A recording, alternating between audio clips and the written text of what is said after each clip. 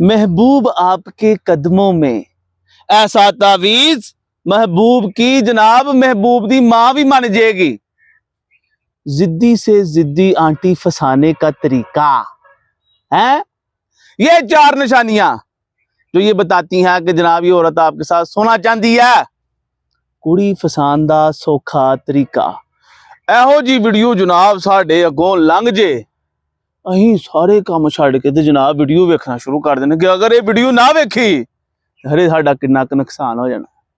ਪਿਓ ਨੇ ਭੇਜਿਆ ਮੁੰਡੇ ਨੂੰ ਯੂਨੀਵਰਸਿਟੀ ਕਿ ਮੁੰਡਾ ਜਨਾਬ ਪੜ੍ਹੇਗਾ, ਸਾਡਾ ਨਾਂ ਰੋਸ਼ਨ ਕਰੇਗਾ, ਤੇ ਮੁੰਡੇ ਨੇ ਨਾਂ ਰੋਸ਼ਨ ਕੀਤਾ।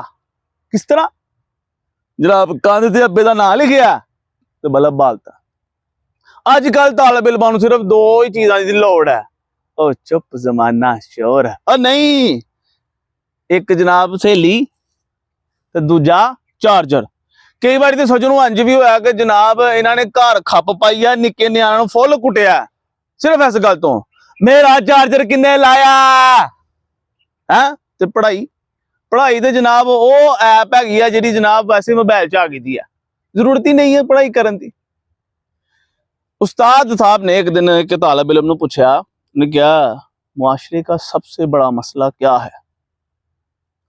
तालिब इल्म ने कहा उस्ताद जी सब तो बड़ा मसला जी मेरी सहेली है नहीं, ये 2 ही हिसाब है ना कि 2 ते 2 4 रोटियां, यानी जिहो जी सोच ओहो जिहा अमल। अज तुसीं वेखो जनाब यूनीवर्सिटी कॉलेज दीयां लाइब्रेरियां खाली पेदियां न, लेकिन डेट पॉइंट वाले कैफे तुन पुर तुंजा फुल है न। सजनों एक दिन मैं तालिब इल्म को सवाल पूछा, मैं बादशाह मैनूं ये दस कि न्यूटन के जिहड़े 3 कानून है ना वो किहड़े ने?